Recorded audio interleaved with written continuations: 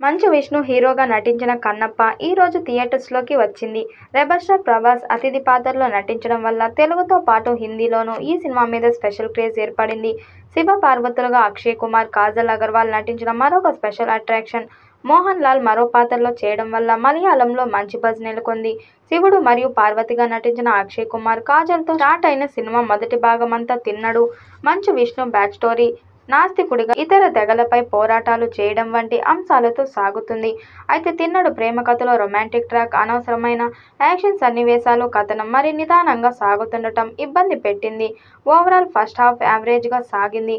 ఇక second half కాస్త relief.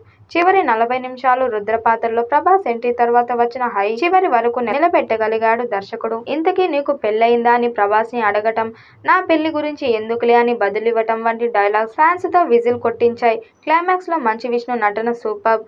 నిర్మాణ విలువలు బాగున్నాయి. సినిమా ఆటోగ్రఫీని ఓకే, నేపథ్యం, సంగీతం బిగ్ ప్లస్, కానీ విఎఫ్ఎక్స్ అక్కడక్కడ నాసిరకంగా ఉన్నాయి. రైటింగ్ కూడా ఇంకా బాగుండాల్సింది.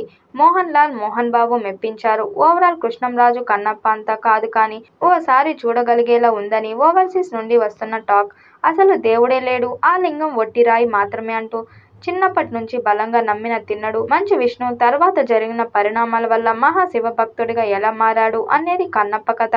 అయితే తిన్నడు మహాభక్తుడిగా మారటానికి వాయులింగం కారణమవుతుంది.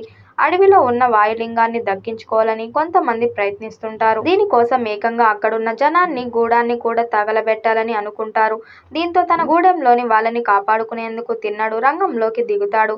వాయులింగాన్ని కాదు, గూడెంలో ఎవరైనా తాకాలంటే నన్ను దాటాల్సిందే అంటూ అడ్డుగా నిలబడి పెద్ద యుద్ధమే చేస్తాడు తిన్నడు.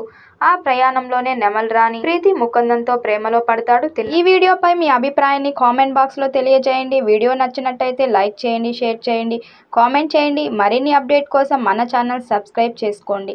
నోటిఫికేషన్ కోసం పక్కనే ఉన్న గంట సింబల్ని కొట్టండి.